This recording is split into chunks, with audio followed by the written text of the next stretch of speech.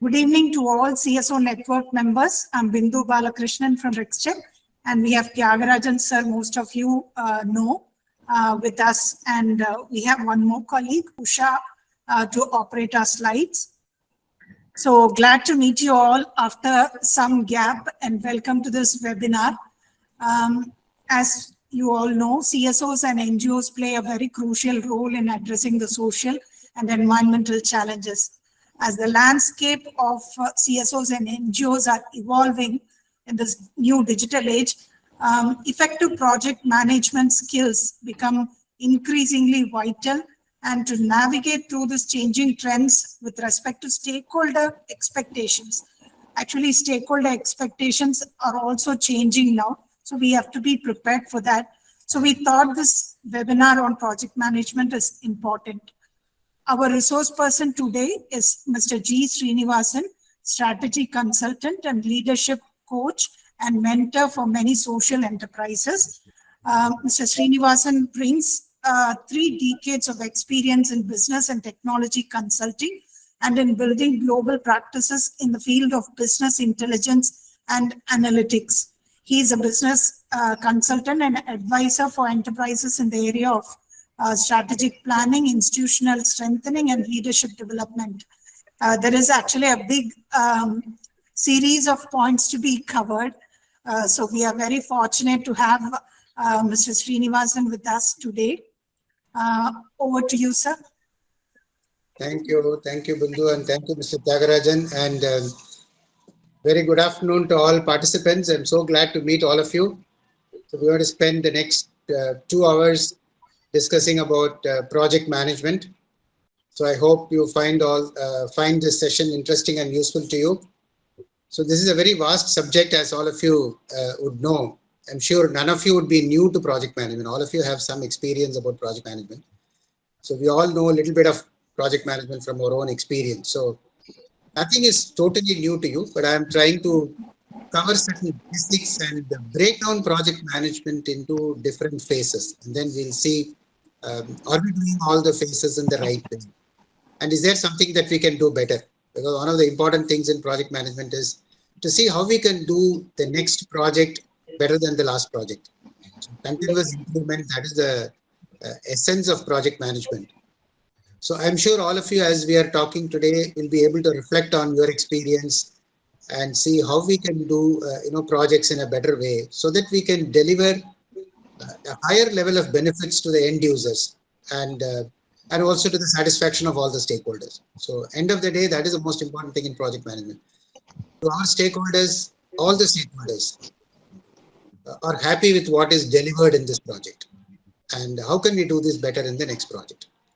So this is what we are going to do today, and I know we have limitations when we meet in a virtual classroom like this, because I won't be able to use the whiteboard, which I like, and so essentially we are limited to slides. But I wouldn't mind you people asking me questions or sending messages, so that for 2 hours it doesn't look like a long lecture from my side. I would like to make it interactive. So at some stages I will stop, and I will also ask you to share your thoughts or ask some questions. And some of the slides, actually we can do some little bit of our own exercises. So maybe you can think about that and then reflect on some of the slides and then get back to me. So with these words, let me start. I have several different modules today. So let me try to do justice to all the modules. And so some of the things I may be skipping quite fast. But what we are doing is, at the end of the day, after we finish the program, we will take stock. How much we cover, how much we are not covered. And if some of you want more inputs on a particular module, then we can have separate section, or I can send you additional material for that particular module. So that's the whole plan for today. I'm going to first start with some introductory kind of a thing to project management, some basic fundamentals or essentials, which many of you will definitely be aware of. And later on, I'm going to take different modules of project management. So that I will start. Just give me 1 second. There is some background noise. I'll just fix that and come. Just give me 1 minute.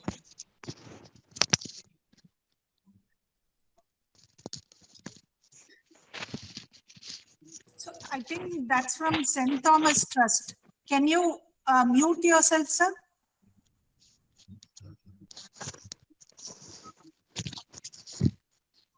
St. Thomas Trust. Sir, Mr. Kamalakandan, all right, he is muted, sir. Yes, sir. Yes, sir. Now I connected my headphone, sir. Yes, sir. Srinivasan, Hello. sir, now the sound is arrested now. Yeah. No, from my end also, there was some background noise in the other home. I just took care of that. I hope my voice is clear and audible. Very audible, sir. Okay, wonderful. So can we move on to the first slide?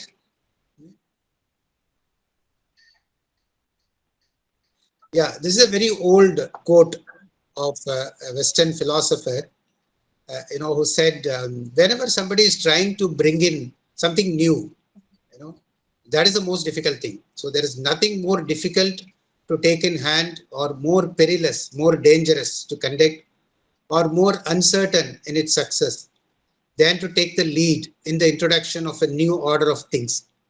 In fact, this depicts the problems that we have in project management. There's a lot of uncertainty. There are too many things that we have to do, and there are a lot of risks. And at the end of it, we have to deliver benefits because it's within a short time frame. I mean, if a project has to close with certain benefits and with certain change, it has to come about. So that's one of the most difficult things, recognized right from age-old days. And if you look at projects across various domains, the challenges are same. If we talk about a construction project, or any social development project, or an information technology project, a manufacturing project, new product development, every project there are certain commonalities, challenges, the kind of risks, the kind of uncertainties. There are a lot of commonalities, and therefore it also means that there are lessons for that what we can do.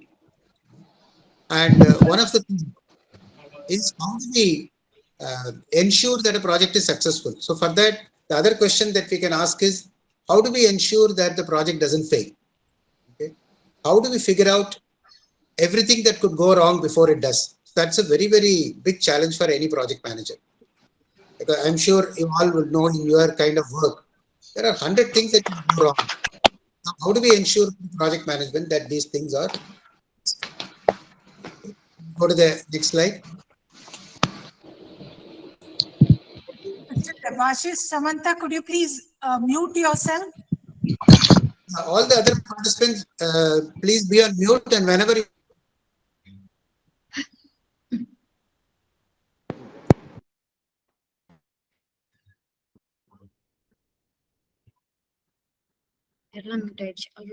Srinivasan, sir, you are mute now. Actually, you have to. Oh, okay, now I'm unmuted. Yeah. Okay. So if you look at all today's project management, irrespective of, as I said, any domain, there are three things. One is, there is a lot of change in the world that we live in. So if you are, for example, if you're doing a project for 6 months, the environment would have changed in the 6 months tremendously. And if it's a 1 year project, I'm sure in 1 year, you're going to see a lot of changes in the social environment, in technology, in the political environment, and things like that. So rapid change is a very, very common factor in all projects. That means whatever project you're doing, you need to be completely adaptable. So, and also you need to be comfortable with very aggressive schedules. So people are demanding, your sponsors may be expecting results in 6 months, even though you may feel that we need 12 months to do something. So aggressive schedules is something that everybody is getting used to in project management. And the second thing is, things are becoming very complex. Now, this is a word again that we use quite commonly, especially in project management. It's a very complex project. So what do we mean by that is that there are too many factors. There are too many variables. Okay. For example, if you are dealing with too many stakeholders, and all the stakeholders have diverse needs. The government has one kind of expectation. The community has a different kind of expectation. The banks have a different expectation. The insurance companies in your work, they may have a different expectation. So when there are multiple stakeholders with multiple kinds of demands, and their demands are also changing over time, so there is a lot of complexity. too many variables. So basically what we mean by complexity is if you are managing too many variables, not just external variables, even internal variables. Your own team is changing, your skill levels of people are changing and things like this. For example, the CSOs we have been interacting with, one of the common problems they have is people keep leaving, people keep moving in and out of their projects. That brings in a lot of uncertainty. So complexity is a tremendously important factor. And the third is cost pressure. When I say cost pressure, it also pressure in terms of resources. Not only your financial resources, but physical resources and human resources. There's always a pressure in terms of resources, whether the right resources are available. And if you have resources, do we have the productivity of those resources? You may have 10 people on a project, but you may be in some other project, you could have delivered with 5 people, but in this project, you have 10 people, but still you're not able to deliver because the productivity is low. And also the other thing is there may be a lot of non-value added work. I'm sure you all have experience of this. So I'm doing something, only 60% of my work is some value added work. A lot of 40% of my work is non-value added. By non-value added, what I mean is unnecessary meetings, okay, unnecessary documents or wastage of time for waiting for something. So these are all like non-value added work and time getting wasted like that. So these are all the challenges that I'm sure all of you are familiar with. So we'll have to see how we can address these things. So that is our objective. So let's go to the next slide. Okay. So now I'm going to ask some questions because we need to really get into some interactive mode before we start a 2-hour kind of a workshop or a session. So some of the questions for us to get some insights is what exactly is a project and how we can prioritize them. What are the key success factors in project management? And every project will have a constraint. Can you think of any project which has no constraint? There is no project which has unlimited funds, tremendous amount of time to complete, and also flexibility to carry the activities and things like this. So there is no project which has no constraints. And sometimes what happens is you do a project, but the benefits don't come. So that is the last question here. So what do we need to do ensure a strong linkage between projects and business benefits? I am saying business benefits. You can just read it as benefits for the community or benefits for the stakeholders, right? So I have done my project exactly according to the plan. But sometimes I find that the project is not resulted in the benefits. The outcome has not come. Or the people are saying, I didn't get the benefits that were supposed to be delivered. Okay? So these are some of the important questions that we have to address. So at this stage, I would like to just take a pause and ask a couple of you to react. And for any of these questions, like what exactly is a project to you? What kind of rules do you use for prioritization? What are the success factors you have in mind and things like this? Any one question? I mean, you can just pick your question and then respond. Anyone would like to answer this question, just raise your hands so that it will be easy to coordinate. You can pick any of these 4 questions and answer. So reflect on your background and answer, because that will also help me to understand, your background and what kind of issues you are grappling with, so that I can fine tune my presentation also. Yes. Yeah, there are 2 people who raised their hands. One is Nilagiri Hills. Yes. Can I respond? Sure, madam, please go ahead. Basically, a project is an individual or collective enterprise which is planned for a particular result, to achieve a particular result. And how do we prioritize projects? Based on needs? A needs assessment need to be done to decide with the community to decide what exactly are their needs to implement a project, to prepare a project proposal for implementation. Okay, wonderful. So any particular, insights from your own work on how you are prioritizing projects, and is there any challenges in that? Yeah, there are a lot of challenges. Yes, no doubt. But in terms of prioritization, basically what we do, Mr. Srinivasan, is that we because we build up a rapport with the community with whom we work, so we know what their basic needs are or what their felt needs are. A needs assessment would be done. A basic baseline survey also would be done to find out the proportion of people who are, who really need that particular initiative. So based on that, we develop, it's a bottom-up procedure generally. Based on that, we develop the project proposal, the activities, objectives, indicators, activities, and the outcomes. Thank you, ma'am. Would St. Thomas Trust would like to take the questions? Yes, madam. Good evening, sir. Everybody, good evening. I am Kamalakannan from St. Thomas Trust. My mind, what is the project means? We are doing all the project as per our vision and mission only. Okay, a lot of the projects are ongoing in the field level, but we are take the priorities for the empower the women through skill training.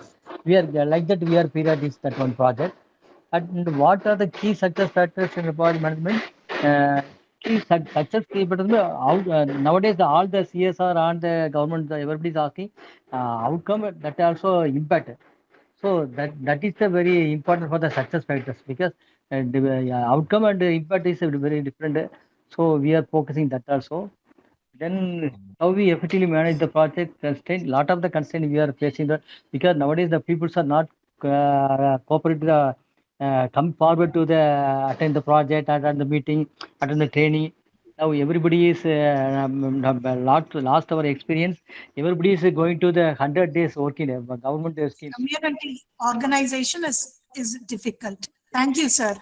Would CDSA Trivandrum would like to add?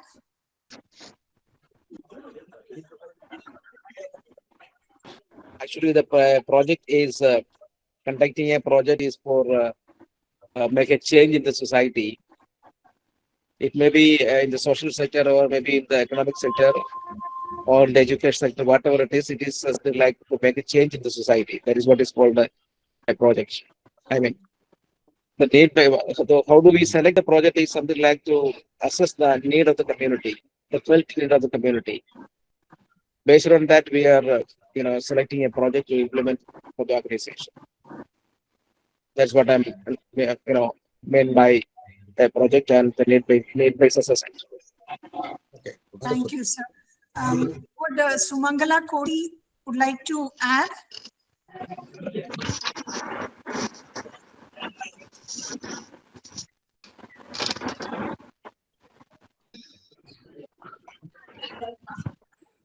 I don't think Sumangala. Raghu sir, would you like to? Yes, I would like to comment on the last question. How do we need to do to ensure the strong linkage between projects and business benefits? I connect this with the sustainability, because a project should not end with a project like an extension project. A project should continue. For example, if it's agriculture or a technology-based project, there should be services to the stakeholders, and the services or products which we are giving on a reasonable cost, that should generate some income or surplus. So it is partially connected with the services and business benefit. So that means there should be surplus amount coming to sustain the project. That is what I am doing.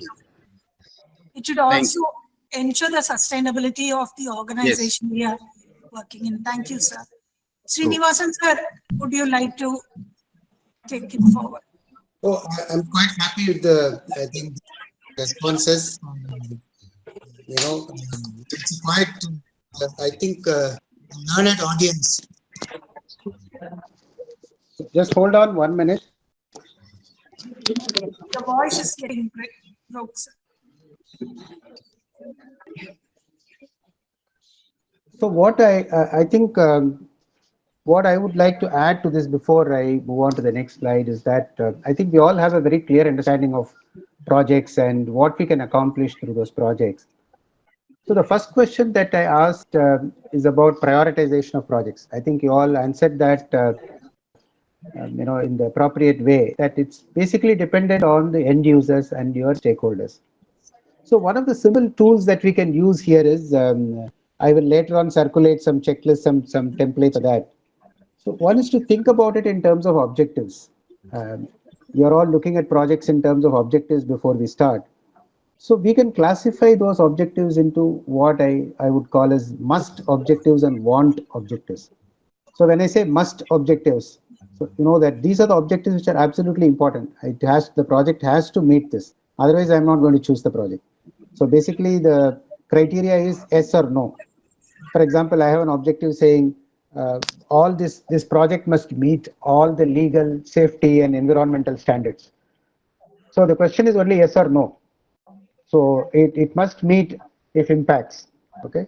So that is the must objective. Then you have another kind of objectives which are want objectives, where there is no yes or no, but I may have a range. I may give certain impact definition like 0, 1, and 2. So 0 means it is not. 1 means there is an opportunity to fix, and 2 means there is an urgent problem. So like that, I can create certain definitions, impact definitions. So when I'm talking about this project priorities, so one is intuitively you can prioritize the projects. But the other thing is if you want to be systematic about it, especially in terms of the impact you want to create. So you can classify your objectives into must objectives and want objectives. Okay? And then answer the must objectives in terms of yes or no, but want objectives you can start giving scores. So if you have 5 different projects, you can arrive at a score for each project. And then based on that, you can proceed. I'm sure if you have a sponsor or a funding agency, they may have their own kind of prioritization guidelines. So you may like to follow that, but on top of that, you can develop your own prioritization mechanism. So that is one. And the other thing is, which I want to spend some time here is about, because these are things you're going to look at in detail later on. What are the key success factors in project management? So we'll spend some time later on this. But before that, it's important to think in terms of what are the things that will actually prevent failure before we think, because you know that there are 100 and suppose even if you have ensured that 100 things required for success are met, there may be one particular thing that can cause a failure, and if that fails, the whole thing fails.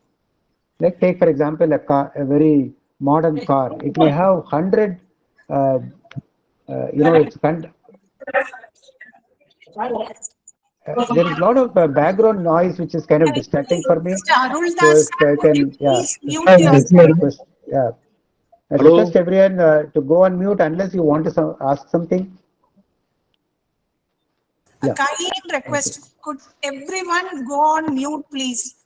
Yeah. Because we have about 108 participants. If your mic is on, it will be disturbing for everyone, please. Thank you. So we are talking about success factors. So when I am talking about success factors, so let's look at those things which will ensure that failure doesn't happen. Okay. So I'm just going to list a few things, but later on, as we see more slides, we will be able to talk about it. The first is the mindset. I think one most important thing that I'm sure you all would agree is that we should have a project management mindset.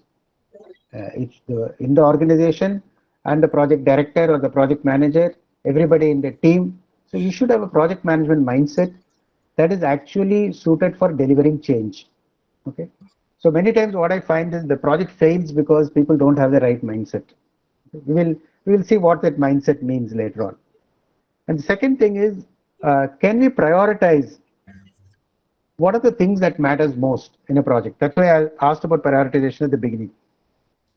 When you start a project, there are so many activities that has to be done. So the key to success is how are you actually prioritizing? How are you prioritizing your time? How are you prioritizing the activities? So that is the second most important thing.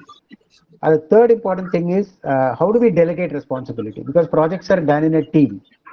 So one of the most commonly seen things, especially in social development projects, is a very small team of people work and one person takes all the responsibility and then they struggle. Okay. So how do we really work as a team? How do we delegate responsibility? Not abdicate or give up responsibility. How do we delegate and work as a team? And how do we manage productivity? I know we are all working on very tight schedules and budgets. There will be a lot of constraints in terms of resources. We may not have we don't have the luxuries of corporate budget, so we may have a very small team. So the resources are tightly stretched. So how do we ensure that they are productive? And many times we may be working with volunteers. So how do we manage resource productivity? So that's another factor. And whenever something goes wrong, can we take corrective action immediately? So there are many projects which take a wrong turn, after some time, but they are not able to recover. So no project can say that no, I will not get into any problems. But the real important thing is how quickly you recover.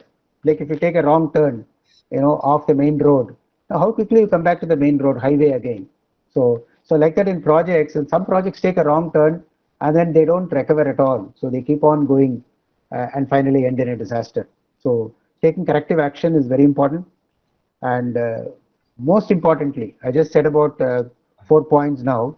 The most important is how do we articulate and communicate a vision for the projects?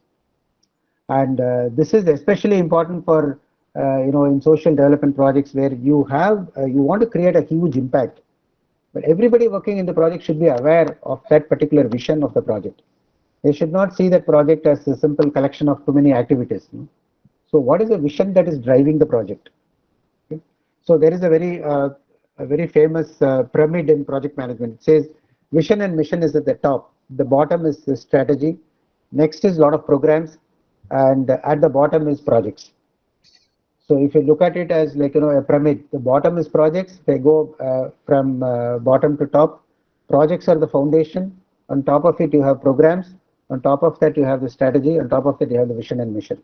So the vision and mission of the CSOs have to be very, very clear, and it should not be like a formal exercise just because somebody is asking for a vision statement. So I have seen this difference between most successful and most effective CSOs and least effective is the difference in the quality of the vision and how they communicate it to the people. So spend a lot of time on your vision, not only of the organization, but if you take up a project, spend a lot of time on the project vision. Okay, so these are some of the key success factors. We will see how to manage these constraints, but for that we need to understand what are the different kinds of constraints. So we'll see all that as we go further. So let's move on to the next slide. So we need a definition which is based on a systemic, means a kind of holistic or complete understanding of the project. The first important thing is there are two definitions. The second one is a very textbook kind of a definition, but it covers all the aspects. But let's look at a very simple definition given by the Project Management Institute. It says it's actually a temporary endeavor. That means it has a start and stop, a temporary endeavor, and that is undertaken to create a unique product or service or result. Okay, it's very simple definition, simplest definition if you keep it in mind. That is a temporary endeavor means it's time bound.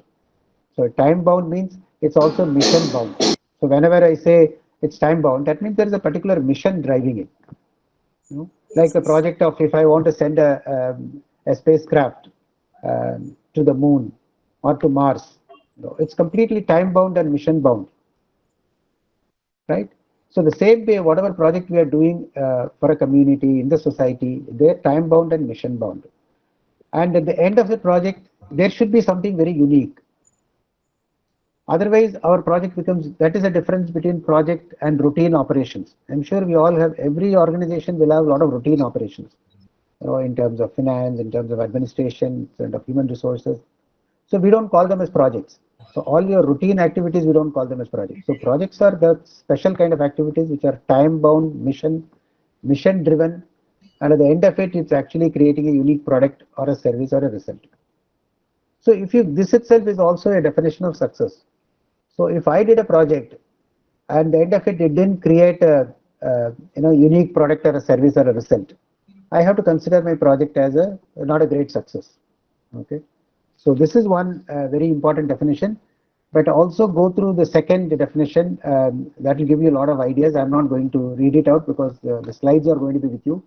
So that's a very complete definition of the project. So can we go to the next slide, please?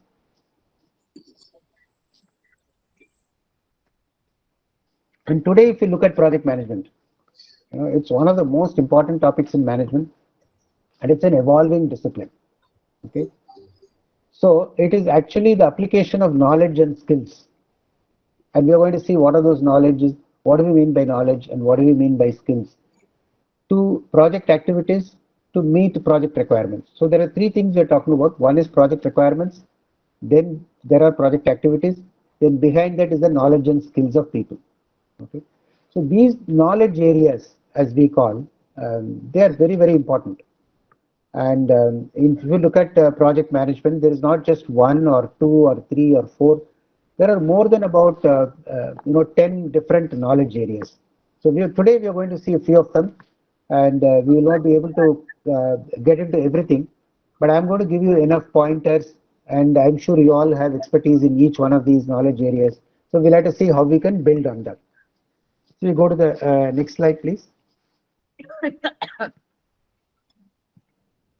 So I also asked a question about project constraints, and this is something that we all know, that there is no project that doesn't have any constraint. So what are these constraints? So we can actually identify several constraints. So the first constraint is what we call as a scope constraint.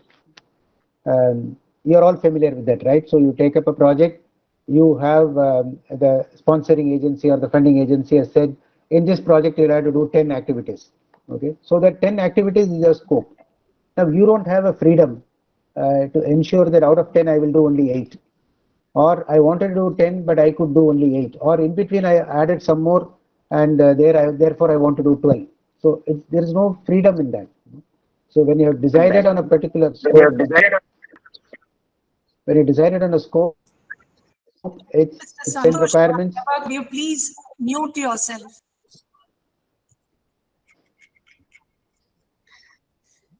Please go ahead, sir. I'm sorry. Yeah. So when I'm talking about scope, basically I'm talking about the list of activities. So if I have 10 activities, I have to complete 10 activities. If I have 12, I have to complete 12. Okay, that is a constraint. And the second constraint is the time constraint. If I have to complete something within 6 months, today, for example, all the farmer producer organization, the government is promoting the FPOs, giving them a lot of support and things like this. But the expectation is that each FPO within the first 3 years, they have to accomplish this. And after that, every year, this is the kind of revenue and profit that they have to show.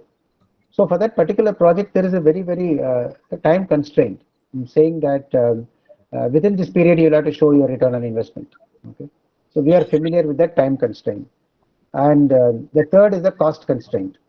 So no project has, even if you take the biggest project with a lot of funds from the government and things like space projects and things like that, everything is dependent on a particular kind of a cost parameters. So these three, scope, time, and cost. So that is called as the golden iron triangle. Iron triangle in the sense that they're all very tight. So it is like you can't escape. And if you change one, the other things change. For example, instead of doing 10 things, I want to do 12 things. Obviously, time and cost will change. Similarly, time, for example, originally I planned for 12 months. Now I am going to reduce it to 6 months. So the scope and cost will change. And similarly, if I touch cost and if my budget got extended, that will have an impact on time and scope. Or budget got reduced, it will have an impact on time and scope. So these three things are tightly linked to each other. So we call it as the iron triangle of any project. So for all your projects, do this analysis and saying, where am I in terms of time?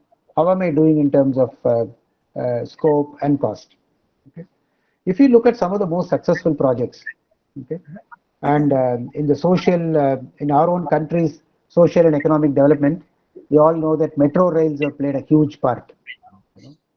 And one of the most successful things about the metro rail projects, it was started by Indian Railways, which is not known for great project management or great budget management and things like this. In that, a separate division was carved out, and under Metro Rail Sridharan, we know that every single project was delivered on time within budget. So that was something very tremendous because it was a completely different thing than what railways was doing till that time. So it involved a lot of construction, it involved a lot of design, It involved a lot of planning and logistics. And with all that, so every time, except some minor, aberrations, Metro Rail Sridharan created a different project management culture within railways using their own employees, using railway employees. He didn't bring too many people from outside. So with that, he was able to accomplish basically managing scope, time, and cost. So it's not something that is not, impossible at all, but it's very difficult. But if you pay attention, it can be done. So this is a very important thing. And what are the additional constraints? So there are three things I have listed at the bottom. So one is resource availability. Now, every project will have some resource constraint. As I told earlier, it can be a financial constraint, can be a technical constraint, can be a human resources constraint, and things like that. Okay, physical resources may not be available on time. So how do we manage scope, time, and cost in spite of resource availability? So that is another challenge for the project manager. So that's why we say, I have observed project management in various domains. And basically, it is like art and science. So it is like art and science in the sense that it is art because you need a lot of intuition. Yeah, again, I'm having some background noise, so request all of you to be on mute, please. Yeah. Yeah. Can you be on mute, please?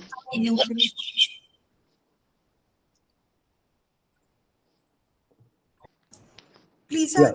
You Yeah. can go. Yeah. Thank you. So then we have customer satisfaction. Okay, in the sense, in our case, we will call it a stakeholder satisfaction. So the stakeholders can be your end users of, for example, if you are building schools, the end users can be the students, the teachers, the school administration, the community in general. So there are too many end users. In our case, for example, our projects are a lot more complex than a business project because the business has only one end user, the customer. In our case, we have multiple end users. If you are building a hospital or if you are building a school, and if you're building a water tanks and things like that. So that's something that we have to keep in mind that we have. So our projects are a lot more complex. So that is another constraint. And the third constraint is in terms of quality. So that means whatever we do has to follow a certain quality standard. If I'm building a hospital, it has to be this kind of, just because I'm building a low cost school or a low cost hospital doesn't mean the quality can be poor, right? So when I say, if you look at the whatever is at the bottom, this resource availability, customer or stakeholder satisfaction and quality, when we say they are constrained, what we mean is that, so they are certain foundation. That foundation I have to meet, I have to completely fulfill. On top of that, I have the constraint of scope, time and cost. So you have to analyze your project, whatever project you take up, with these 5 parameters. Okay, what is the foundation? The foundation is, how do I manage the existing resources? How do I ensure stakeholder satisfaction? How do I ensure quality of work? So that is the foundation. On top of it, you have some flexibility in terms of scope, time and cost. Now, how can we play around with this scope, time and cost? So what I'm going to do in the next module, so I'll give you a very simple exercise which you can do at at home and later on after this workshop, in terms of how do we classify our projects in terms of how we can play around and scope, time and cost. So can we go to the next slide, please? So I talked about knowledge areas. So in this whole presentation, so we are going to look at 2 different things. One is what is called as the knowledge areas of project management. I'm going to talk to you about scope management, like time management. So these are all what I call as knowledge areas. And the other thing what we talk about is process groups. So that is actually the building block.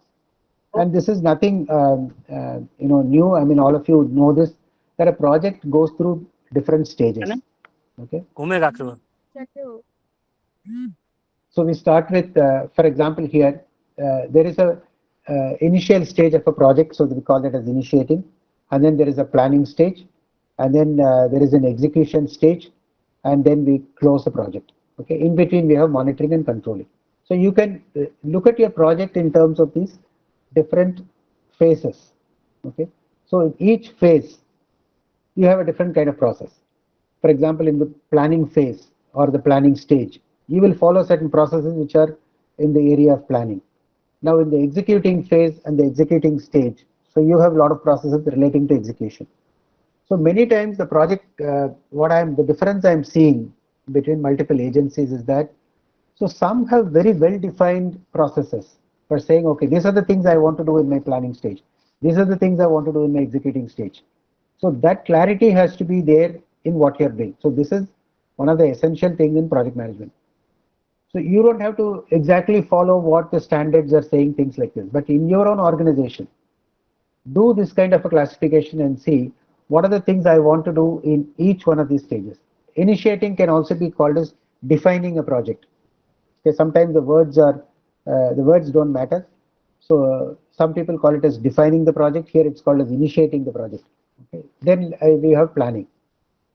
So think for your own organization, what are the things I want to do in defining the project? What are the things I want to do in planning? What are the things I want to do in execution? So that you are clear when you are moving from one stage to the other. This is the most important thing when you are doing projects. Okay. Many people, start a project and then the activities run as usual from beginning to end. There is no difference in terms of the phases. There is no, and the people don't feel the difference working in the teams. So everybody says I'm working in the project.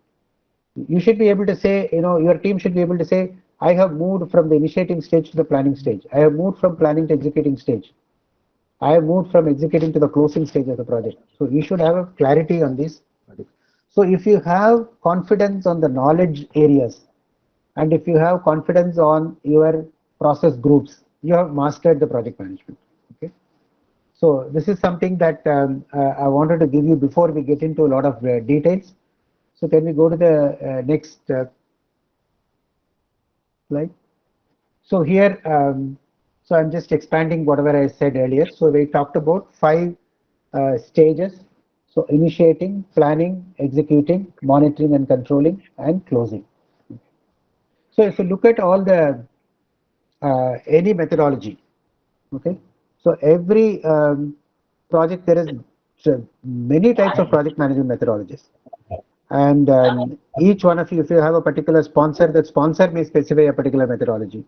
Banks have a particular project management methodology. World Bank specifies something. Asian Development Bank has a particular methodology in place. Now the Project Management Institute. So they all have different kind of methodologies. But all the methodologies, there is certain things which are common. Saying that can we go from each phase to phase, asking the right questions. Okay. So if I talk about the initiating phase or the defining phase, so it is all about scoping the project and establishing success criteria. Okay. Now this is very important for the kind of work you do. You all know that the kind of work that you do is very complex. You are working with communities, you are working with large communities, societies. You want to bring about certain large change. Now, how do we scope that particular project? Because that is going to define the success of your project. Is it a simple, project like I want to build water tanks, or I want to restore the water bodies in a particular area, or how do you scope it out? That's where I have seen that projects succeed where the scoping is very, very clear. Okay? For example, you are talking about a climate change. I'm fighting for climate change. No, within climate change, you can scope your project in any which way. Okay, so it can be about forestation, restoring forest, lost forest cover, or it can be about a different kind of cultivation patterns. So I want to promote millets. Is it a millet promotion kind of a project, etc.? How do you scope the project and how do you establish success criteria? So the defining thing is very important. And the second is planning. And the planning is a very simple question of saying, what will you do and how will you do it? Okay. And the third is execution, where you're working at a very high level of, high performance. Then monitoring and controlling, which I call it as the art and science of project management. Okay. And last is closing. And the closing is where your end users and all the stakeholders say, yes, I am happy with what has been done. Okay. So these are the most important process groups. And one important thing I have mentioned here is the art and science of project management. Okay. So where art is all your experience, all your intuition, and all the kind of emotional intelligence you have with projects. And the science is all these templates and tools and systematic steps. I'm talking about process group, knowledge area, and all these are all the scientific aspect of it, but both of them are very important. So there is another word for this. We also call this as the socio-technical aspect of project management.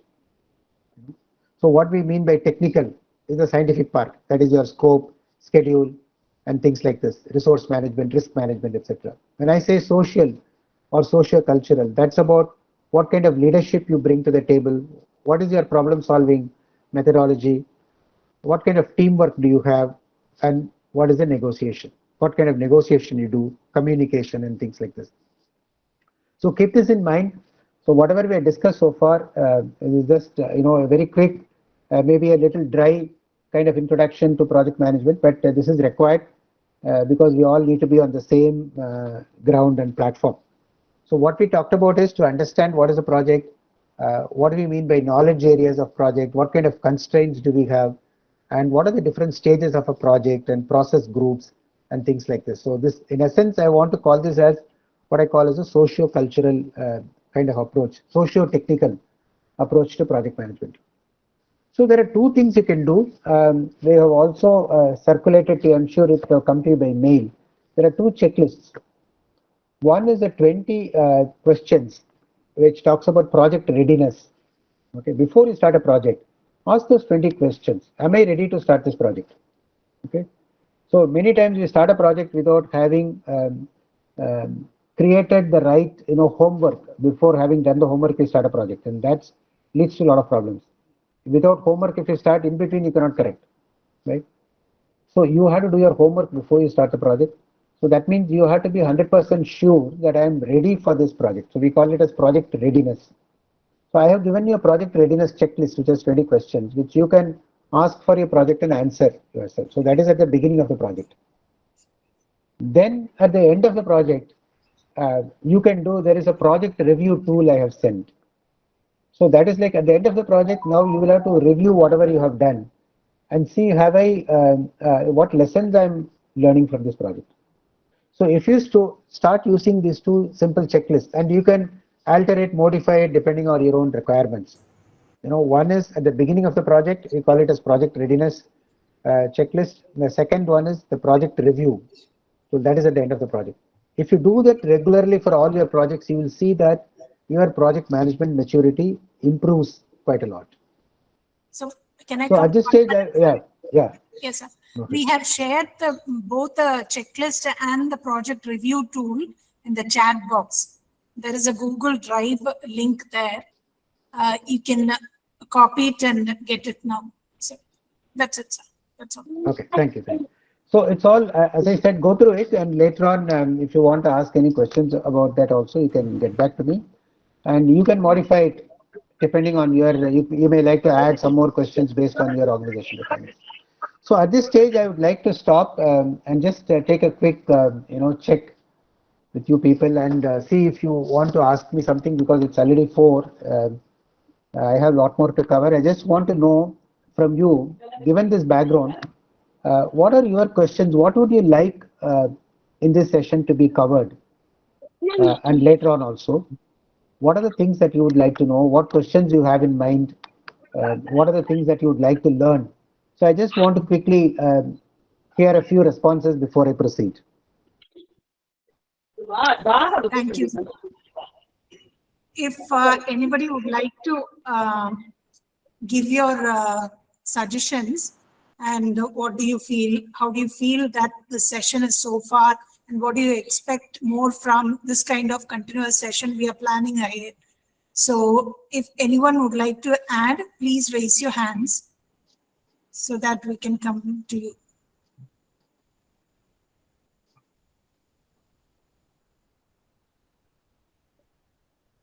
I already could see 2 hands up.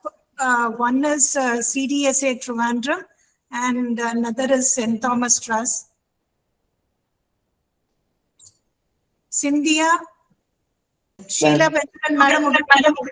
Yeah, I would just like to add on for this project management also, I think the assumptions are very important because we need to have, know when we start a project, on what assumption are we starting it? And then and then look at the risks also for project management, the positive risks, the risks generally, and how do we address these risks? So I think that's also very important for a project management cycle as part of the project management cycle. Absolutely, you're right. I mean, that is there in the, actually, if you look at the project readiness checklist, that is there, one of the important questions. I'm glad you raised that, yes.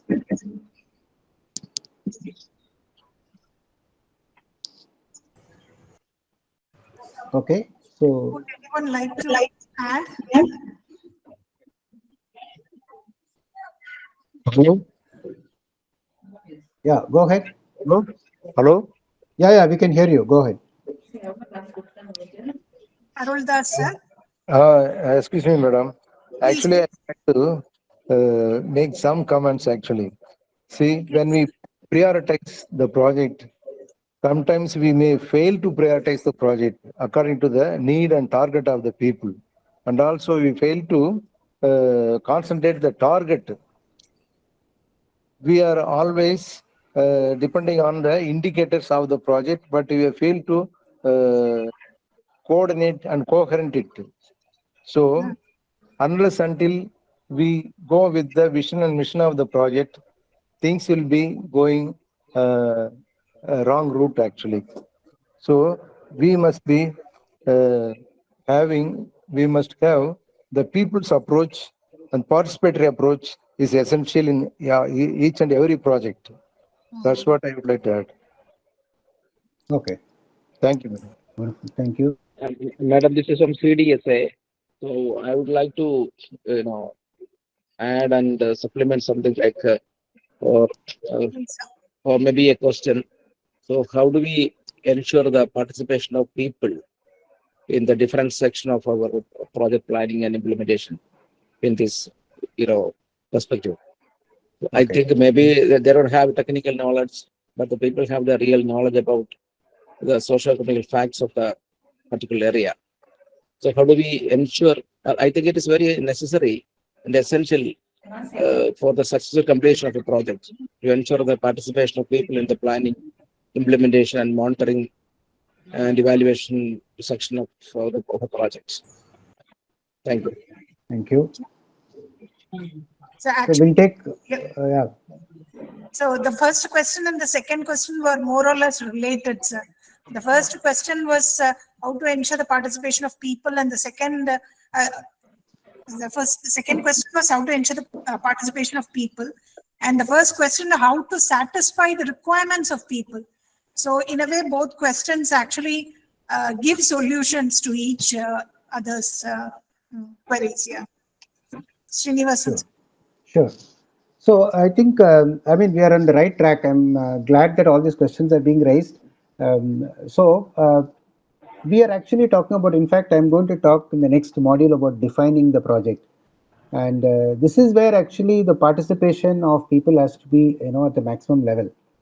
Because unless you involve people at the defining the project level, it's very difficult to get them involved, in the planning stage and executing stage and things like that. You have to get them involved in the defining the project stage. So that's when people can come and give a lot of inputs. So we see projects, that's why, as a socio-technical kind of a system. So that means all the varieties of stakeholders are involved in the defining stage. Now, how do we involve them in the defining stage? So there are various ways and methodologies. For each one, I mean, there is a lot of difference in how you execute it.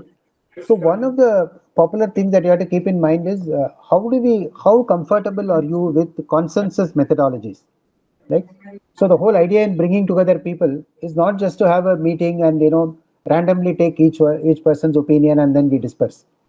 So the whole idea when you are involving people in the initial stages, especially in the defining stage, project definition stage, is to arrive at consensus.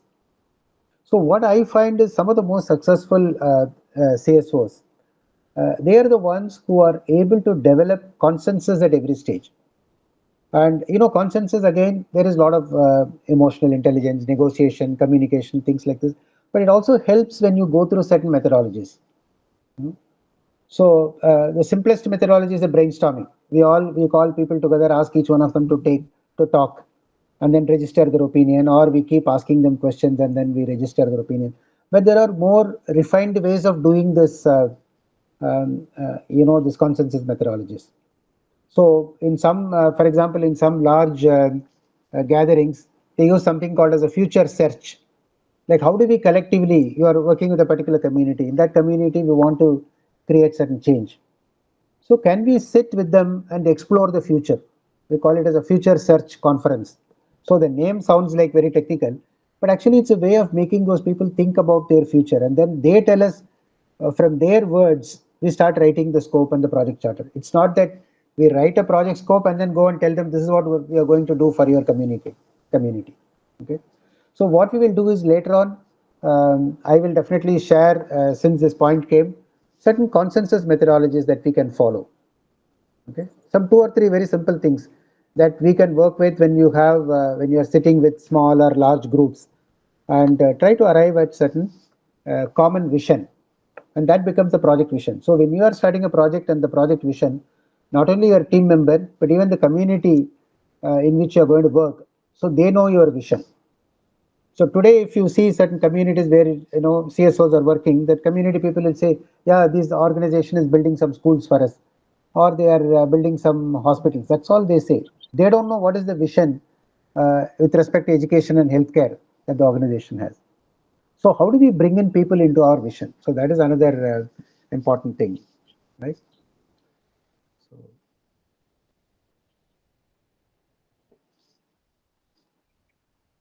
And so since we are on this topic of scope, I want to go to the next module because there are, can I go to the next slide quickly? Let me see if I can finish some of the slides here and then move to the next module. Can you go to the next slide, please?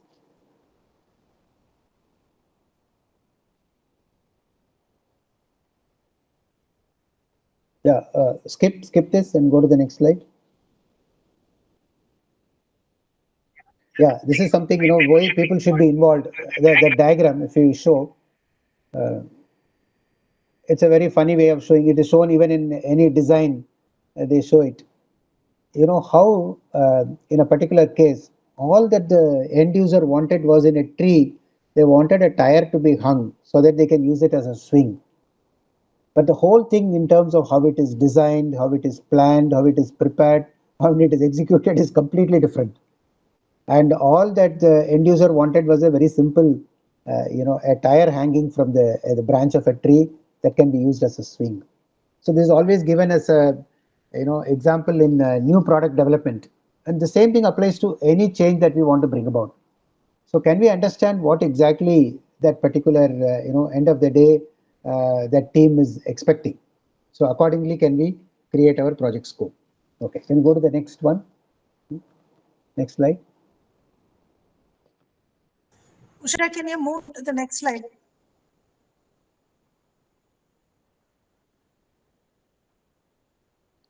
So yeah, we can skip. There are a lot of tools, techniques, and templates. I'm going to talk about it later, some of which I'm going to share. So we'll move to the next slide. So this is something called as a WBS, or a work breakdown structure. I'm going to talk about it later. So just again move. Okay, we can move.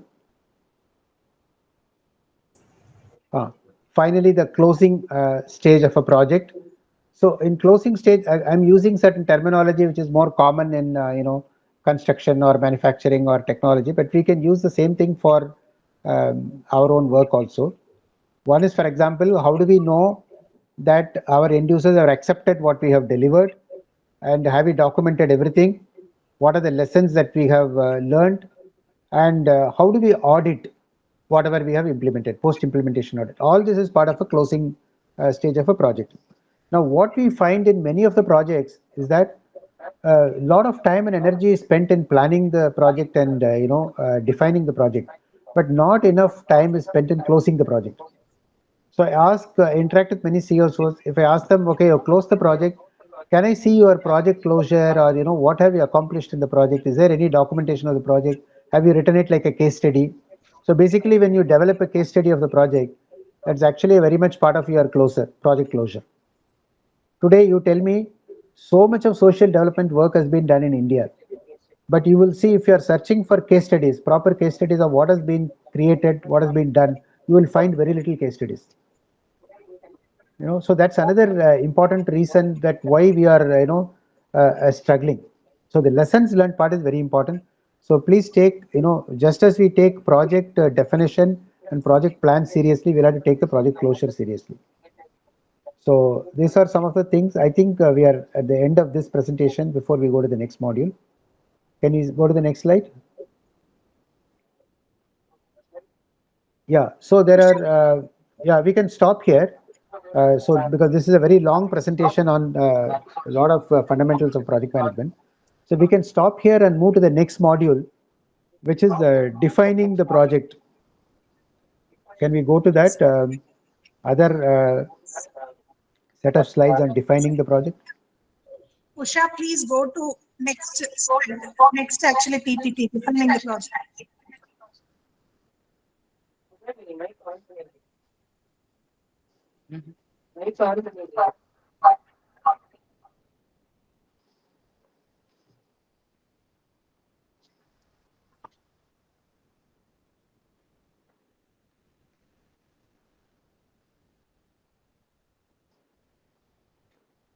Okay, so if you look at defining the project, this is the first stage in the project where you are clearly coming out with the scope of the project.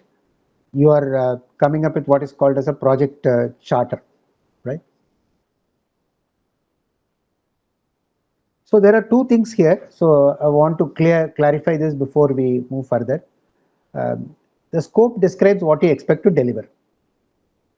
So run this test for all the projects that you have. This is one of the most fundamental project management lessons. So even for, I've seen this even in corporates. They may be running several projects, but in many projects, they don't have a clear idea of what they are actually expected to deliver. But still the project is running. And a lot of people will be working in the project, a lot of money will be spent. So scope is something which is exactly describing what you're expecting, what you are expected to deliver.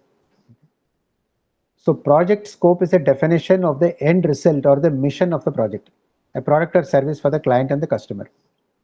So one of the greatest example for this kind of a project mission is when they say in 1960s, the American president wanted somebody to land on the moon. He clearly defined that mission, said, I want to put a man on the moon by the end of this decade, and I have to get him back safely. Okay, so that's how the project was defined. So that is the scope of the project. Now, after that, a lot of money was allocated, billions of dollars was spent, and a lot of technological challenges. Then NASA started working on it, saying, how am I going to work on this project? But the project was defined very clearly. Within 10 years, I want to put a man on the moon, and he has to come back safely. So everybody has a very clear vision of the project. Now, do we have that kind of a very clear vision of what we are going to do? So that is a challenge for project scope. Okay. So the purpose is to define as clearly as possible the deliverables for the end user. And that is published and used by the project owner and the project participants for planning and measuring project success. So if you don't have a statement like this, so it's very unlikely that your project is going in the right direction. Okay. So this is very important. So though I'm giving a very simple definition of a scope, in real life, if you go and look at what all you should include in your scope, I'm sure all of you have written down some kind of a scope for your project, even if it's only a very short-term 3-month project that you're doing, and just write down your scope of what is going to be accomplished in this project. So one is, the first thing is your project objective. Okay. You may like to take this down. Later on, I will send you this a checklist of 8 items. When I say project scope, there has to be 8 things in it. Okay. One is first, what is the project objective? So it can be one objective or multiple objectives. So you will be writing down your project objectives. That is number 1. Number 2 is what I call as product scope description. So what we mean by this is, suppose you are in an education project, okay, and you are building schools, you are building primary schools, okay. So you may have listed objectives, education objectives, but your product is actually building schools. Okay, so how many schools you're going to build? That is a product.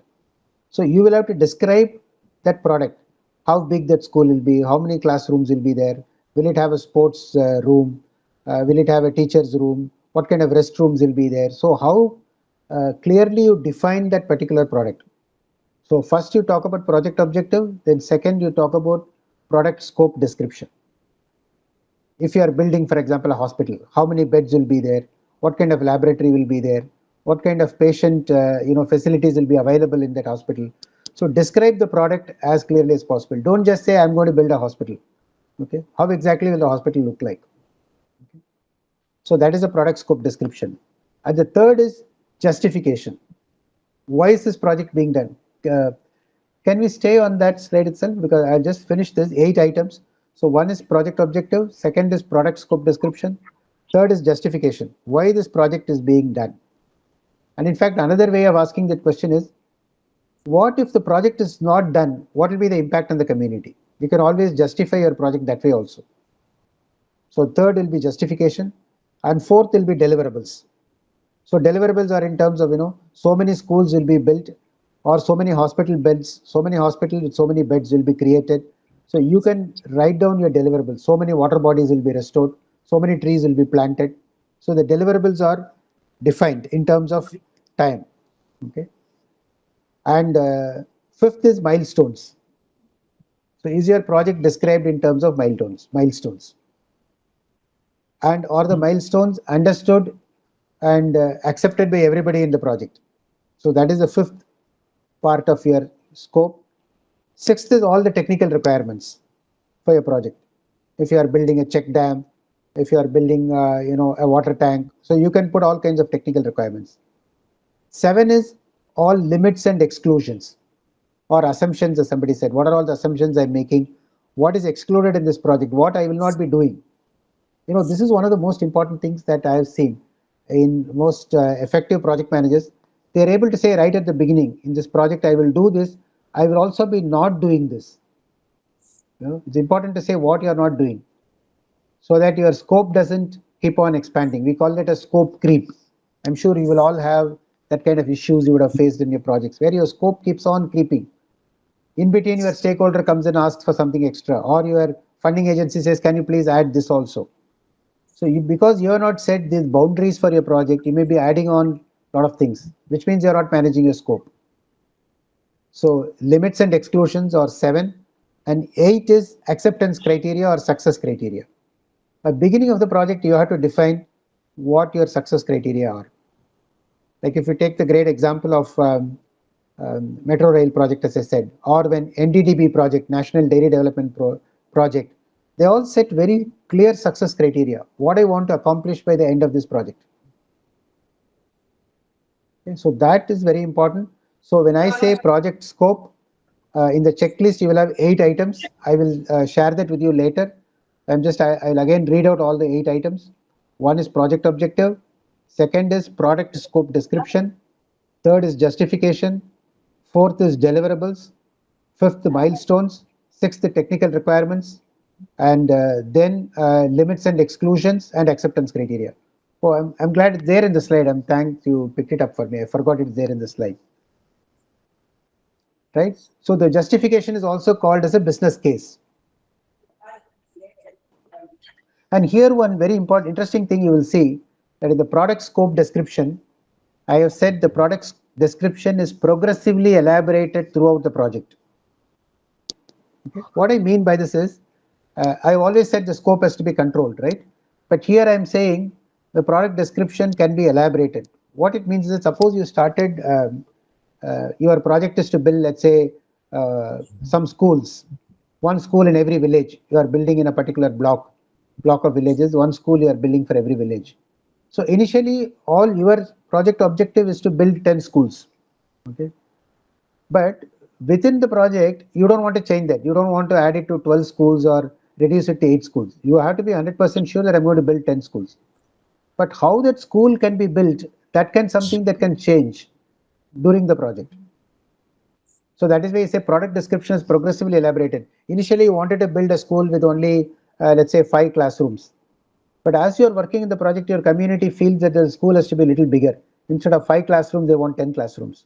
So now it is okay to change your product scope. Okay, this is one fundamental dilemma in many projects. People ask, once I fix the scope, can I change it? So this is a response from Project Management Institute that's saying keep your project objective fixed, keep your project scope fixed, but the product scope be flexible. Accommodate your people, accommodate the end users, accommodate the stakeholders.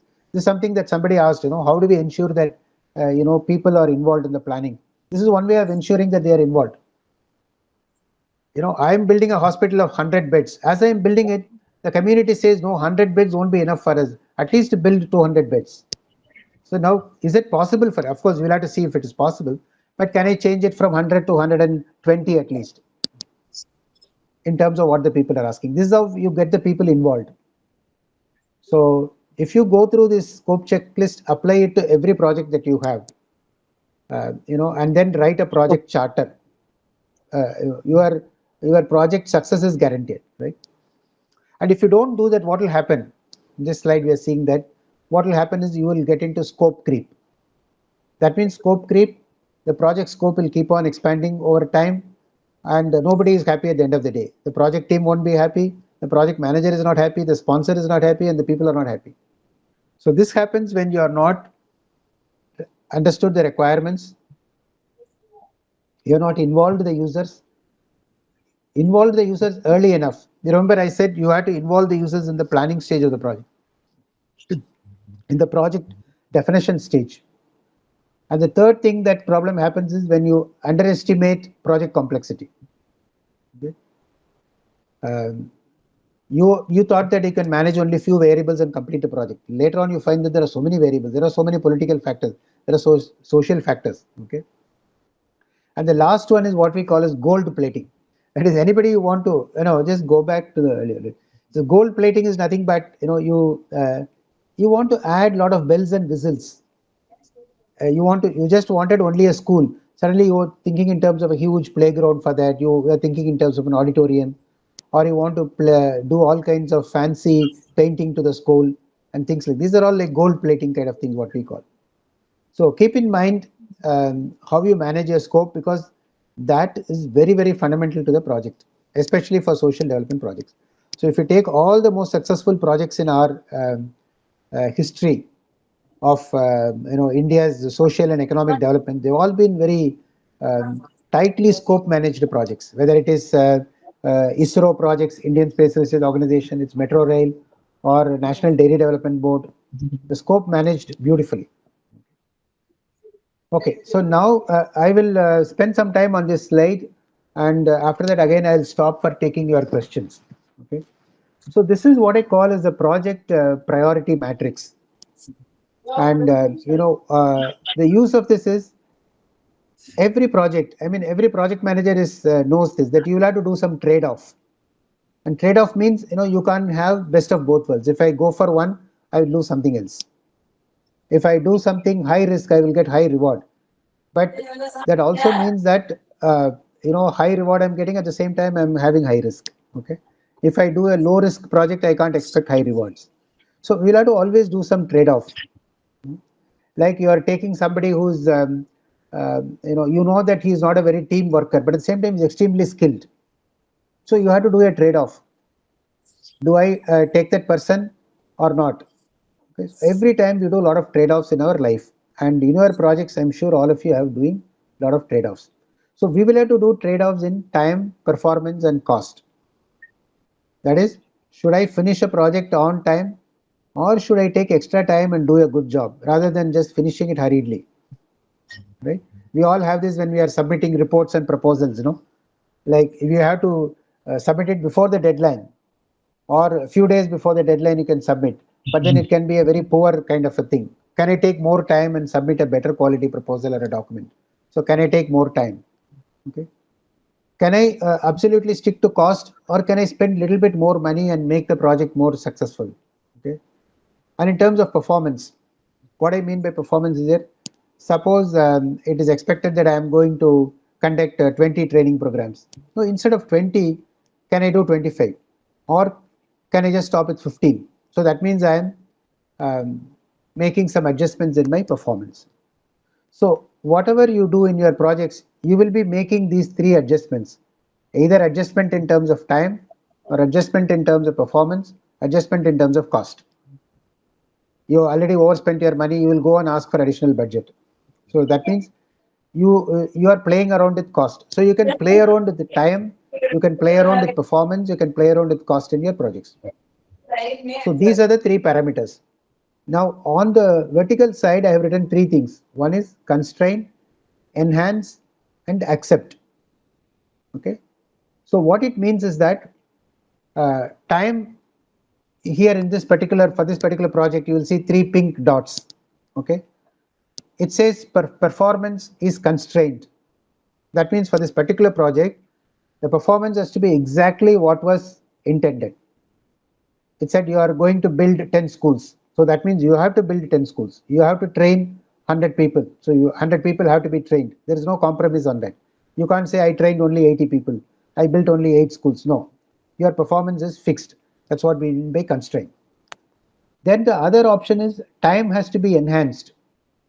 That means original time given to you was 10, let's say 12 months. Now the funding agency is coming and saying instead of 12 months, can you do it in 8 months or 10 months? Okay. So that means time has to be enhanced and cost is accepted. That means cost is originally, let's say 1 lakh. But the agency is saying it's okay. Even if you go up to 1.5 lakh, I'm okay with that. Or even if you spend 2 lakhs, I'm okay with that. So that means cost is accepted. Cost changes are accepted. So this is how this one project is like this with 3 pink dots. Now you can, there are 9 boxes. So you can see all kinds of combination. For some other project, the pink dots will be very different. So what this means is that if for your particular project, if you can draw a matrix like this, okay, and place those pink dots, you will know what kind of strategy you can follow for your project.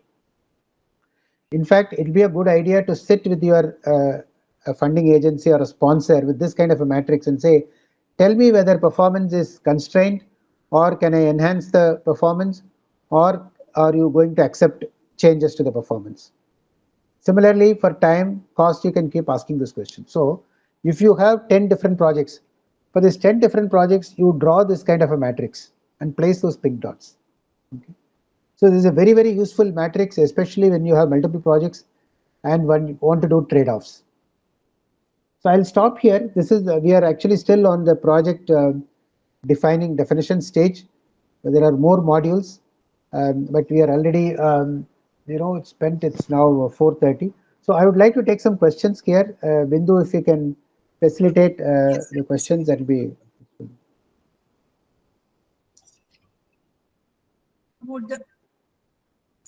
Actually, this is a very vast subject.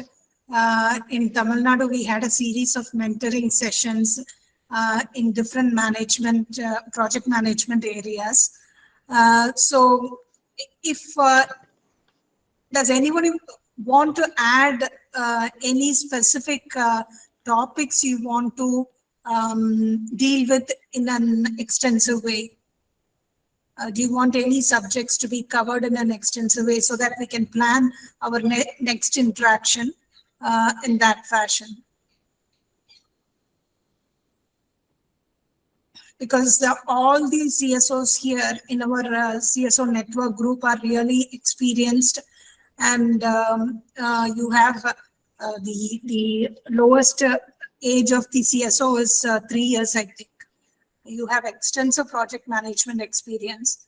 So you have a lot of learnings, and you would have a lot of things to share with us.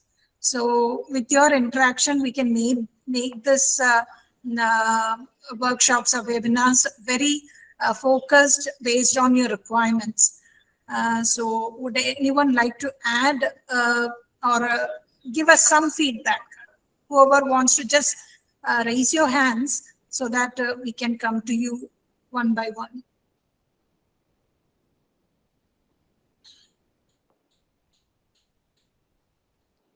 Okay, before they answer, maybe they can just think, and I just wanted to explain a little bit on that constrain, enhance, and accept.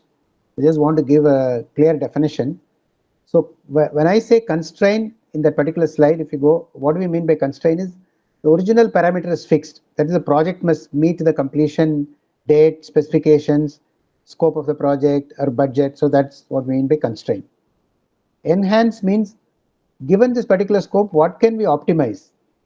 For example, you can reduce the cost or shorten the schedule, etc. So basically through enhance, you are adding more value to the project.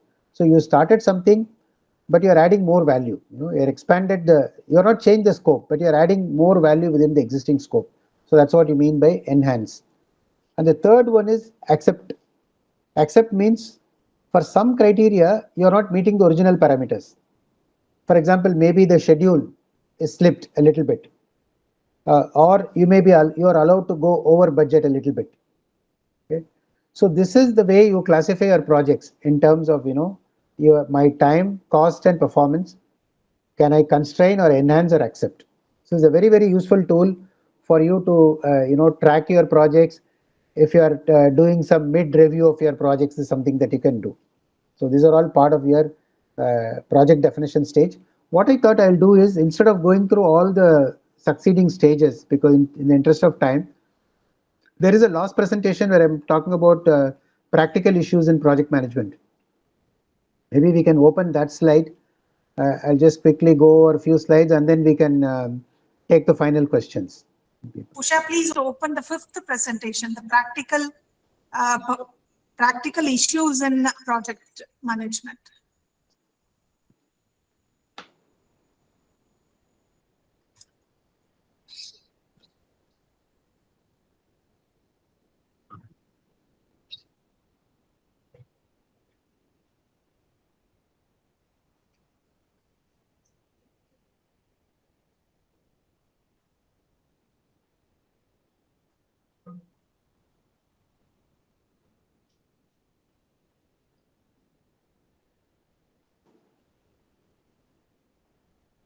Yeah, can we go to that first slide, please? This next slide, please. Usha, next slide.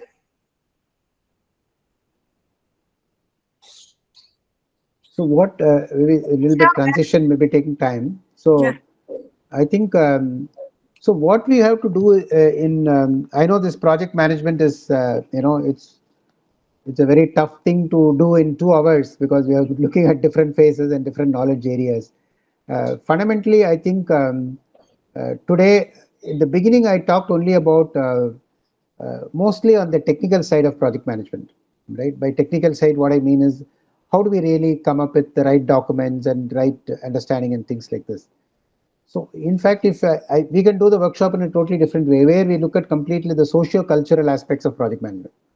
Where I meant is, what is required for a project leader, what kind of mindset I talked about, what kind of mindset and what kind of skills, how do we build teams for project management, what are the different stages of team development, what kind of organization culture is required for our team, and things like that, right? So communication plans, and so we can have separate sessions on the socio-cultural aspects of project management. So you have to tell me, like, where, what exactly we are trying to balance both, but you have to tell that we need more inputs on this particular module or this particular aspect of project management. Okay.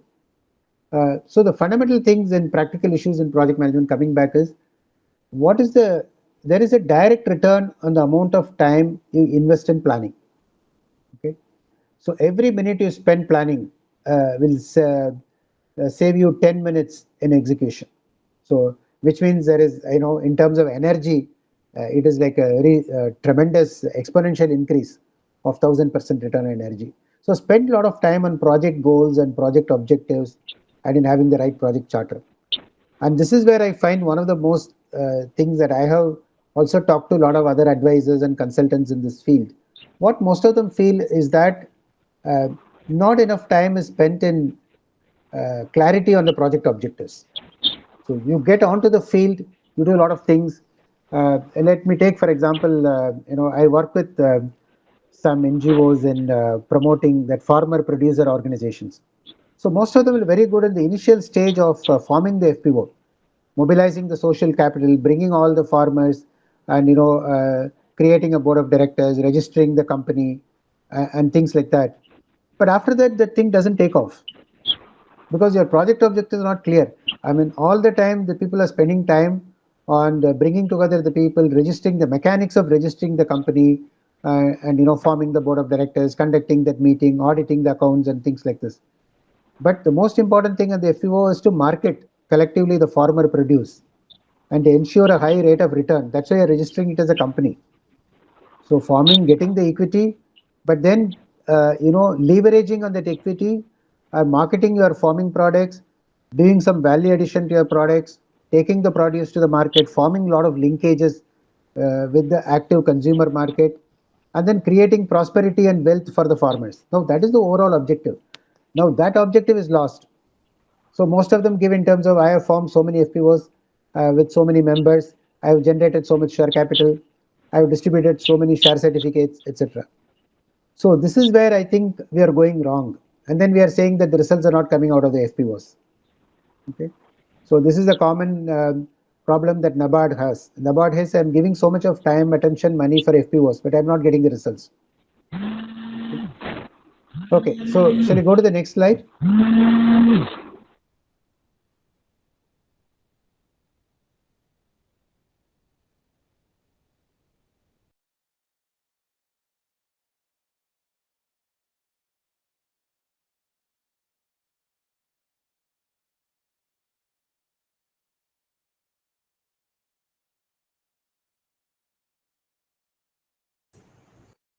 Srinivasan sir, in the chat box, there was two questions. One is, can you explain, please, is the project management committee in every organization is a must?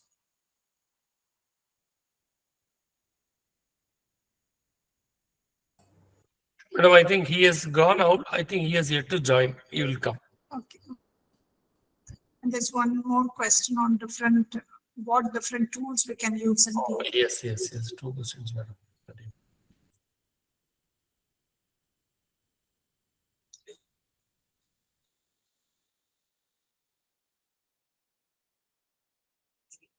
Actually, in Tamil Nadu, we had a series of mentoring sessions with all the NGO. Actually, most of the CSO network members, and we have a series of tools and templates which can be really used for CSOs in various project management cycles, which you can do with your team members on various stages. So we are developing a kind of a toolkit, manual kind of thing, which can be disseminated with the CSO network members. It will be useful for you. So that is a part which will be a continuous interaction. This is only just first interaction we have planned. We will have series of interactions in the coming weeks to make it, because this 2 hours was a very short duration to cover the complete content of project management areas. So we will come back to you with a series of sessions. Maybe we can also plan a session in each state so that language is not a barrier. You can also openly talk to the resource experts.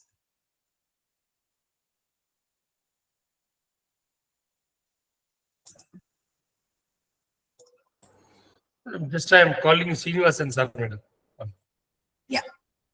If anybody wants to add any or give a feedback, that will be nice. Just wanted to add a couple of points. If one is in this slide itself, you have some of the tools. For example, critical path analysis. So that is a tool. Work breakdown structure. We have a template for that. How do you break down the work when you're doing something? Gantt charts. How do we use Gantt charts? A cause and effect diagram. How can we use that? And things like this. So these are smart goals. So how do you set your goals in a more systematic way? So these are some of the tools. And as Bindu said, we also circulated already a lot of certain simple checklists and evaluation forms and some of the things which will help you to do consensus methodologies, brainstorming and things like this. So that can also be, you can pick and choose whatever is required for whichever stage of the project. As I said, there are many different stages of the project. You will have to use different kinds of tools and techniques at different stages. But I think the more time we spend on the project definition stage, you will get more returns. So that is the most important thing here. So can I go to the next slide, please? Yeah, somebody is saying I want more details on these tools, expecting it. We will definitely do that. That was my plan in in looking at all the different stages of project management. I started with the defining stage where we are talking about project priority matrix. I showed a particular tool. So like that, we had a lot of tools and templates for each of the different phases. So now, obviously, we are seeing that this time is very inadequate for me to cover everything. Can we quickly go through the rest of the slides in this so that we can wind up? Yes, sir. Usha, would you like to? Yeah.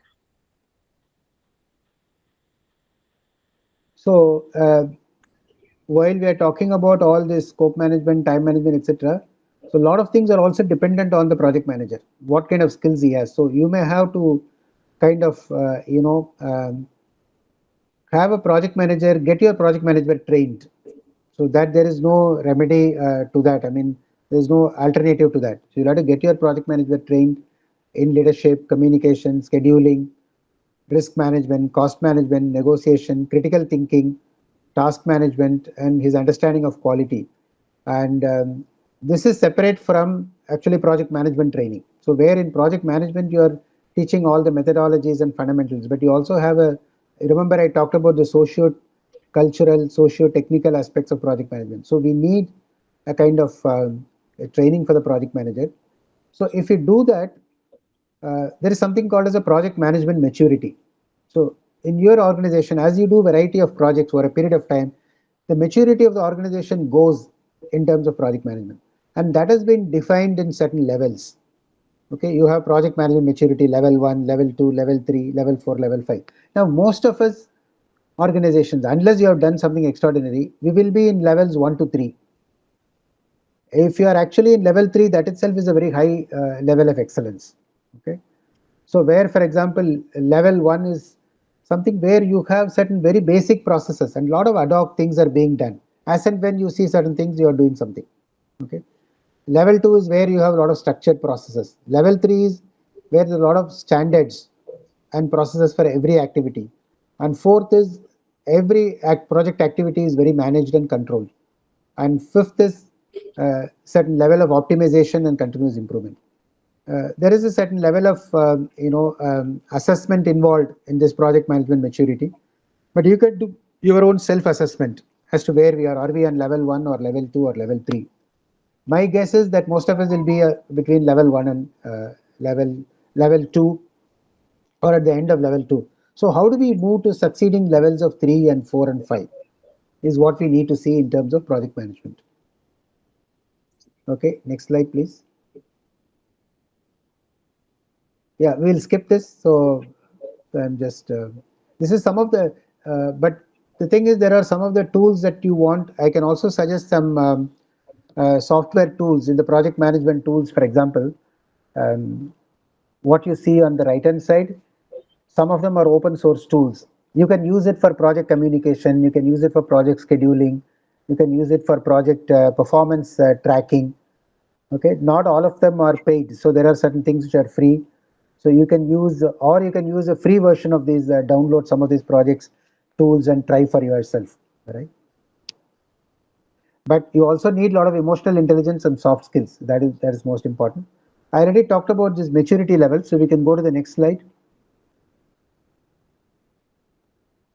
Yeah, this is mostly about project IT projects, so we can skip this slide. Go to the next slide.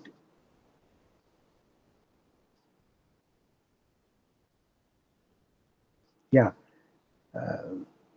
So this is, somebody asked about project management structure, what kind of project management committees and teams you have and all this.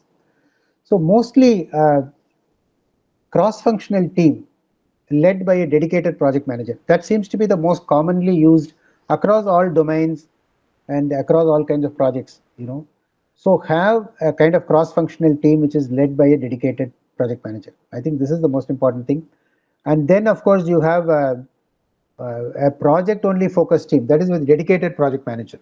Okay, so basically, it can be either a matrix kind of an organization you can create, or it can be a dedicated a division or a project manager. For example, one of the large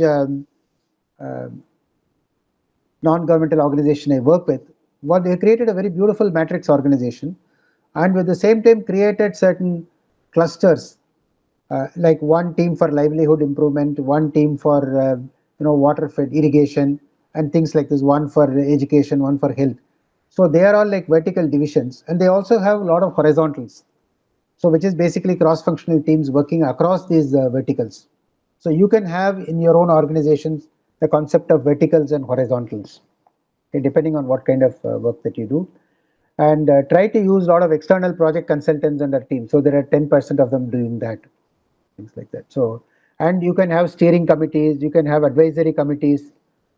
So that's why one of the checklist questions is about how you, what kind of project management structure you have created for your organization. Even if you are having only 10 people, you have 5 people, what kind of structure you have created for yourself. So that's something that we can look at. I think I'll stop here because we just have another just about 10 minutes, 10-15 minutes. Maybe we can take some questions, Bindu, and see what we can, how we can answer. Yes, sir. Like that.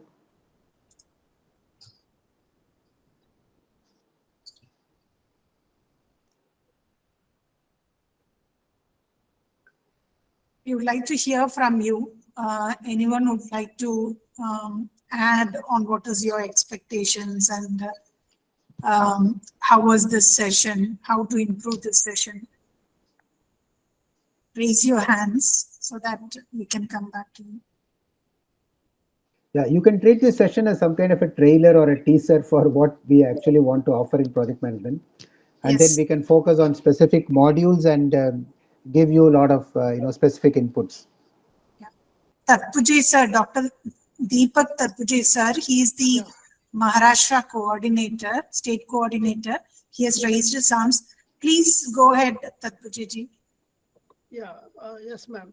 Srinivasan sir, really a very good presentation that we go through, and you presented it so well. Only one suggestion is that whenever we think about the project planning, execution, and all those things, it can be divided into two parts. One is NGO, his own, that NGO wants to execute it, the project with the philanthropic base, and second one is about the funding calls coming for the projects. So whenever there is a funding call from the project, planning, execution, monitoring, all the parameters, indicators have been included in that, and there are few specific thought processes that needs to be adopted. It means, in the other words, we need to customize the process of presentations according to the call. Then it will be very much useful to the NGOs that they go through it. So this is my simple suggestion to the panel. Yeah. Thank you, sir. Sure, Yeah. sure. Thank you. Thanks for the suggestion. Yes. Yeah.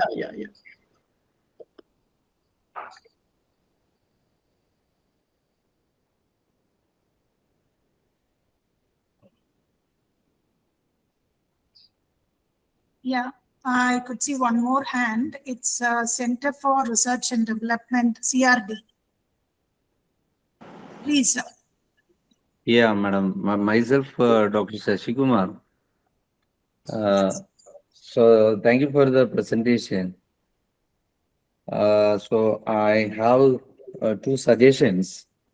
As Sir has rightly pointed out, that in whatever projects that have been implemented in India, so few projects have some case studies or the end product. So this is a general case.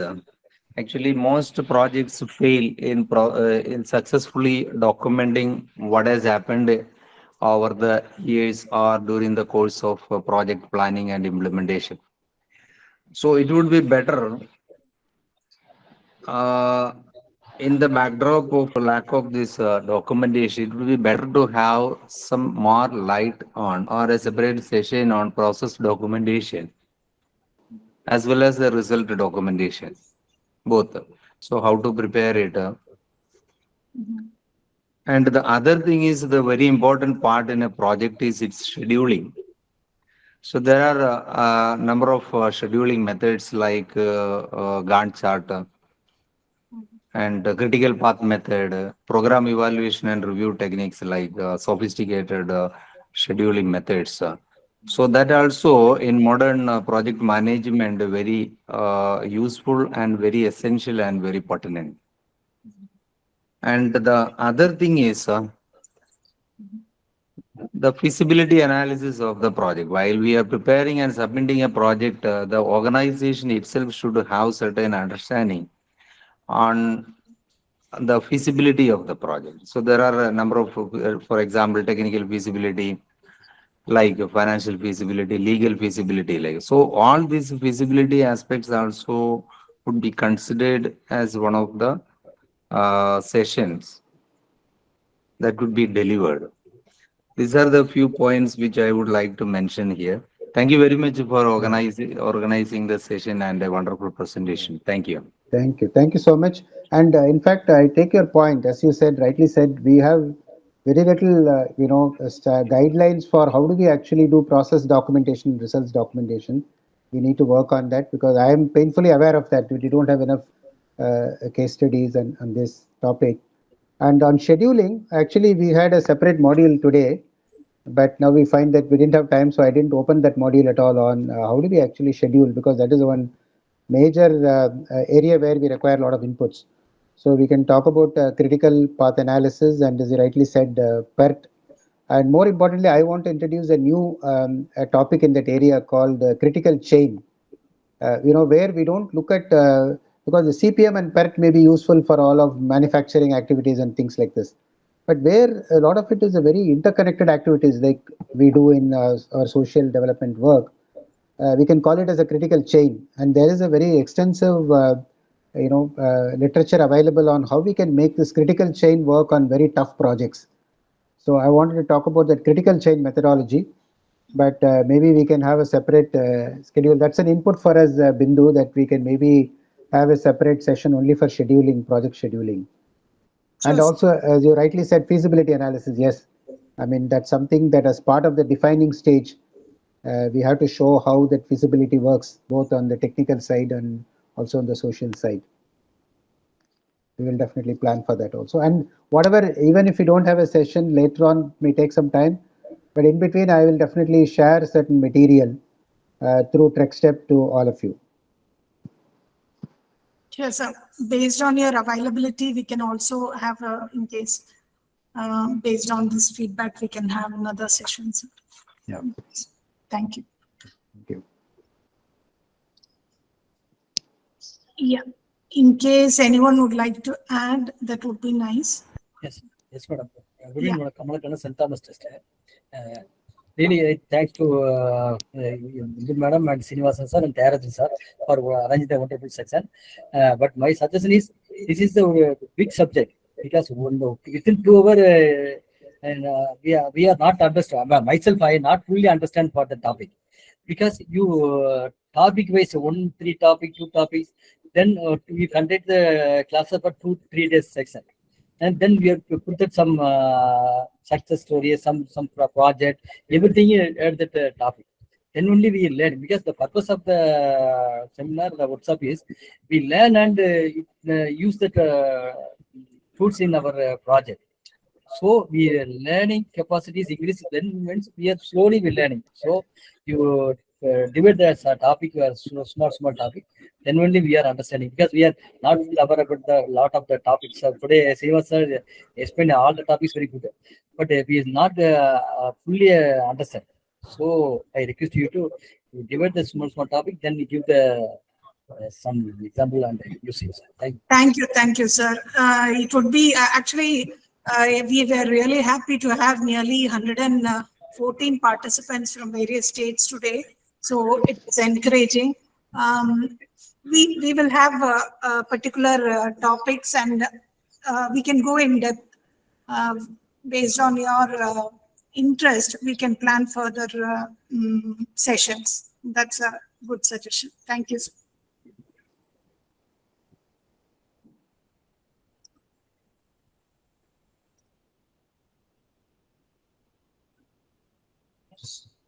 So, if there are is there any hands raised?